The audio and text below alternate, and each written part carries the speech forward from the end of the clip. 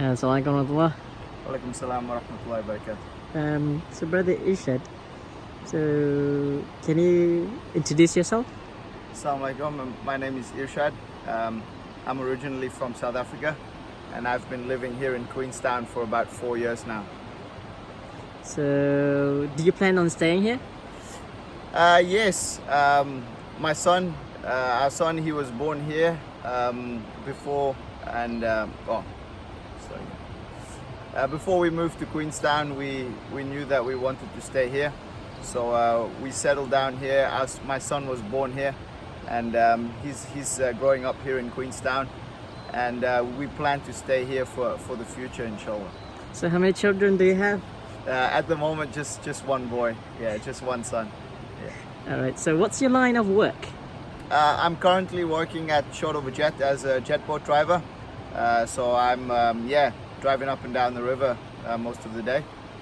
So brother Irshaad, you are the khatib for Queenstown Islamic, Queenstown Friday prayer. So how do you prepare for Juma on a weekly basis? Yes, so recently I've been kind of put in the position where I've started giving the khutbahs on a Friday.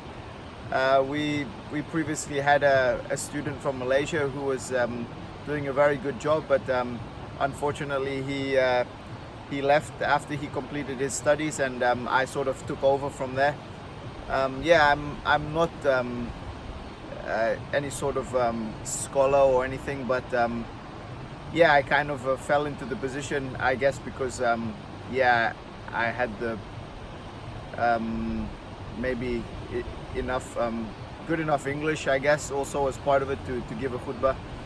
And pretty much I prepare by having a look online, listening to some lectures, especially from some of my favorite, like Norman Ali Khan or Mufti Menk, and trying to just condense some of their lectures, maybe taking a 20-minute lecture of theirs and trying to break it down into 10 minutes. So most of the preparation is just online, actually, to be honest. Wonderful. That's a great reward for you to become the khatib, inshallah.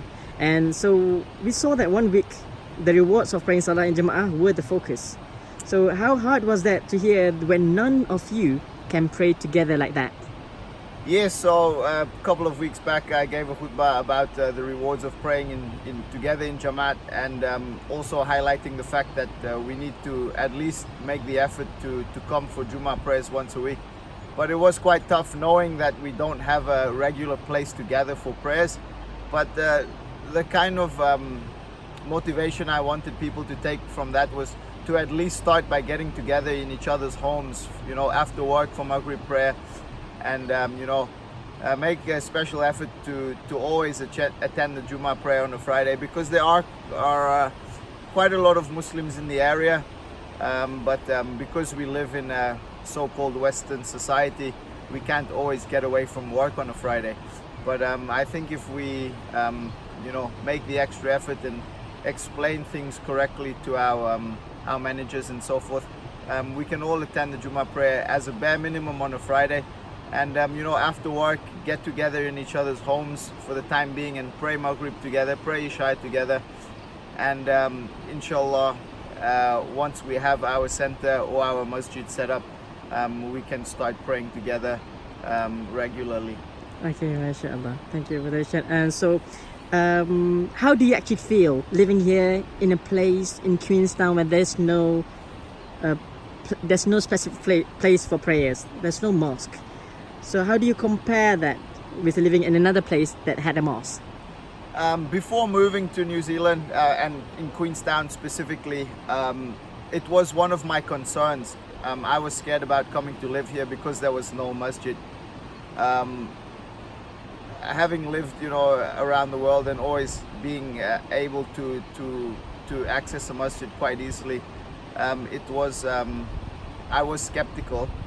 But then I thought, this is my opportunity to be part of a community that's growing and part of a community that might start to establish and build our own masjid.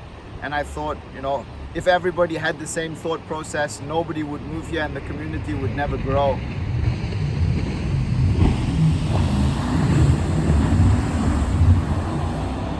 So, you know, by moving here, you know, even just adding to the community and being part of a project where we can develop a masjid, I thought would be you know, a once in a lifetime amazing opportunity. Yeah. All right, thank you, Brother Irshaad. And one another question is, so what can you offer to new Muslims here in Queenstown, and what could you offer once you have an Islamic center here in Queenstown?